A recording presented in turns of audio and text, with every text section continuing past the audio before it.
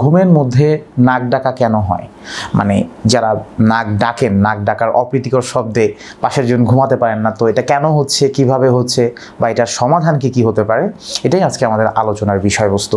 তো এই নাক ডাকার ব্যাপারে যদি বলতে হয়, তাহলে আমাদের যে নারী এবং পুরুষ যদি অনুপাত করা যায়, নারীদের তুলনায় পুরুষদের কিন্তু এই সমস্যাটা বেশি হয়ে থাকে। এবং অল্প বয়সে এটা খুব দেখা যায় না, মাঝ বয়স থেকে শুরু করে মোটামুটি যত বয়স বাড়তে থাকে এই সমস্যাটা কিন্তু আস্তে আস্তে কিন্তু বাড়তে থাকে। যে কোনো সমস্যা অথবা স্বাস্থ্য সংক্রান্ত যে কোনো টিপস পেতে আমার সাথে যদি সরাসরি ভিডিও কলে কথা বলতে চান, তবে মোবাইলের প্লে স্টোরে গিয়ে বিশ্বয় অ্যাপটি ডাউনলোড করে নিন এবং বিশ্বয় অ্যাপে গিয়ে DrRushad নামে সার্চ দিবেন। সেখানে আমার প্রোফাইলে গিয়ে ভিডিও কল অপশনে গিয়ে আমাকে ভিডিও কল দিতে পারবেন এবং যে কোনো স্বাস্থ্য সংক্রান্ত যে কোনো তথ্য, যে কোনো প্রশ্ন আপনারা আমার সাথে শেয়ার করতে পারবেন ভিডিও কলে। পুরুষদের যে শ্বাসনালী থাকে, মানে আমরা যে নালীর মাধ্যমে শ্বাস গ্রহণ করে থাকি, এই শ্বাসনালীটা নারীদের চেয়ে চিকন হয়। আমি এখানে আগে বলি যে নাক ডাকাটা কেন সৃষ্টি হয়। আমাদের শ্বাসনালীতে যখন আমরা শ্বাস প্রশ্বাস নিই, তো শ্বাসনালী থেকে কিন্তু বাতাস আদান প্রদান হয় বাইরে থেকে। তো আমরা যখন ঘুমিয়ে পড়ি, তখন এই শ্বাসনালী যদি কোনো কারণে সংকুচিত হয়ে যায় বা কোনো কারণে যদি বাতাস আদান প্রদানে বাধাগ্রস্ত হয়, তখনই কিন্তু এই নাক ডাকার শব্দটা পাওয়া যায়। মানে নাক ডাকা বলতে সেটা আমাদের একটা আঞ্চলিক ভাষার কথা হয়ে যাচ্ছে। নাক ডাকা যে একটা অপ্রীতিকর সাউন্ড আমরা শুনতে পাই, সেটা হলো মূলত এই শ্বাসরন্ধ্র থেকে বা শ্বাসনালী থেকেই আসে। তো এই শ্বাসনালীটা নারীদের চেয়ে পুরুষদের একটু চিকন থাকে।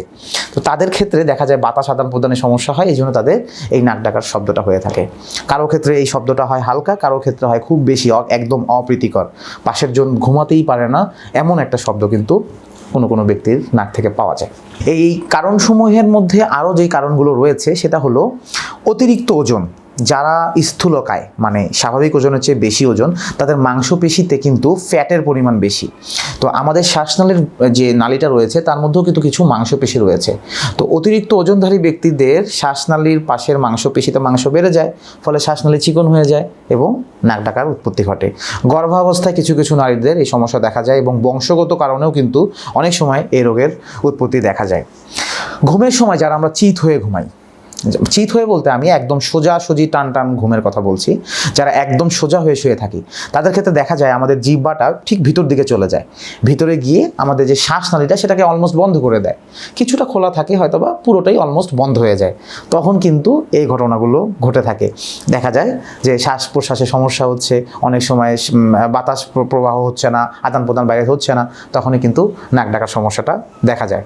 যাদের বয়স বেশি, মানে দেখা যায় 50, 55, 60, আস্তে আস্তে যাদের বয়স বেশিতে যায়, তাদের ক্ষেত্রে কিন্তু আমাদের যে স্কিনের চামড়াটা কিন্তু দিন দিন ঝুলে পড়ে বা একটু নরম হয়ে যায়। তো আমাদের যাদের বয়স বেশি যে সকল ব্যক্তি রয়েছে, বিশেষ করে পুরুষদের, তাদের ক্ষেত্রেও কিন্তু ভিতরে গলার ভিতরের মাংসপেশিগুলো ঝুলে যায় শ্বাসনালীর মধ্যে, তখন এই নাক ডাকার উৎপত্তি ঘটে। তো এই কিছু কারণগুলোর কারণে মূলত এই সমস্যাগুলো হয়। অনেকের ক্ষেত্রে দেখা যায় ইয়াং বয়সে, আমি শুরুতে বলেছি যে ইয়াং বয়সে এটা হয় না নর্মালি। কাদের ক্ষেত্রে হয়? যাদের নাকের ভিতরে পলিপ রয়েছে বা সাইনাস জনিত কোনো সমস্যা রয়েছে, ভিতরে যদি নাক বন্ধ থাকে আমাদের, তাহলে কিন্তু এই সমস্যাটা হতেই পারে। যাদের অ্যালার্জি জনিত সমস্যা রয়েছে, দেখা যায় প্রতি রাতেই তাদের অ্যালার্জি জনিত কারণে নাক বন্ধ থাকছে। তো নাক বন্ধ থাকলে তো ভিতরে বাতাস যেতে পারবে না, আলটিমেটলি কি হবে? বাতাসটা আদান প্রদান হবে না বা এমন শব্দের সৃষ্টি হবে। তো এই সমস্যাগুলো আসলে কোনোটাই স্থায়ী নয়। নাক ডাকার সমস্যাটাকে আমরা কোনোভাবেই কোনো স্থায়ী রোগ বা ডিজিজ কোনোটাই বলতে পারি না। তবে এটা যেহেতু একটা অপ্রীতিকর বা বিরক্তিকর সিচুয়েশনের উদ্রেক করতেছে, আমাদেরকে চেষ্টা করতে হবে কীভাবে এটাকে নির্মূল করা সম্ভব। তো নির্মূল করতে হলে প্রথমত যেটা করতে হবে, যে আপনারা যারা স্থূলকায় ব্যক্তি রয়েছেন তাদের ক্ষেত্রে বলবো যে ওজনটাকে একটু কমিয়ে নিয়ে আসুন, অ্যাটলিস্ট মডারেট পর্যায়ে তো নিয়ে আসবেন। তাদের ক্ষেত্রে এই সমস্যাটা আস্তে আস্তে এমনিতেই কমে যাবে। আর শোয়ার ক্ষেত্রে চিত হয়ে শোবেন না কখনোই, বা সোজা হয়ে টান টান হয়ে শোবেন না। চেষ্টা করবেন ডান কাত হয়ে বেশি শোয়ার জন্য। বাম কাতও হতে পারেন, কিন্তু বাম কাত হলে আমাদের বাম পাশে রয়েছে হার্ট বা হৃৎপিণ্ড, সেখানে কিছুটা চাপ পড়ার সম্ভাবনা থাকে। তো ডান কাত হওয়ার বেশি চেষ্টা করবেন, পাশাপাশি বাম কাত হয়ে শুতে পারেন, কিন্তু সোজা বা টান টান হওয়ার অভ্যাসটা দূর করে ফেলুন। এটাই কিন্তু পরবর্তীতে আপনাদেরকে নাক ডাকার সিচুয়েশন সৃষ্টি করে দেবে। যাদের ডায়াবেটিস রয়েছে, উচ্চ রক্তচাপ রয়েছে, তারা এটাকে নিয়ন্ত্রণে আনার চেষ্টা করুন। এবং যাদের নাসারন্ধ্র সবসময় বন্ধ থাকে অ্যালার্জিজনিত কারণে, তারা ঘুমের আগে অবশ্যই গরম পানির একটু ভাপ নিয়ে ঘুমাবেন। অন্তত পক্ষে 5 থেকে 10 মিনিট একটি পাত্রে কিছু গরম পানি নেবেন, তার থেকে যে বাষ্পটা বা ভাপটা উঠবে সেটা নাকের মধ্যে দিবেন 5 থেকে 10 মিনিট, এবং এরপরে শুয়ে পড়বেন। আশা করা যায় এটা পরবর্তীতে আপনাদের আর কোনো সমস্যার উদ্রেক করবে না। কিছু কিছু খাবার রয়েছে যে খাবারগুলো কিন্তু আমাদের এই নাক ডাকা প্রতিরোধে কিন্তু সরাসরি ভূমিকা পালন করে। যেমন এলাচ।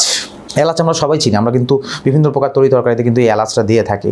হ্যাঁ, তো এই এলাচ দানা যদি আমরা একটু গরম চায়ের মধ্যে খেতে পারি, বিশেষ করে যদি লাল চা হয় সেটা, হ্যাঁ, দুধ চা না হয় যদি লাল চা হয়, লাল চায়ের মধ্যে যদি আপনার 2 দানা এলাচ দেন এবং এই এলাচ চা যদি আপনি দিনে 2 বার অন্তত পক্ষে পান করেন, তাহলে কিন্তু আপনাদের ক্ষেত্রে দেখা যাবে যে এই নাক ডাকার পরিমাণটা আস্তে আস্তে কমে আসতেছে।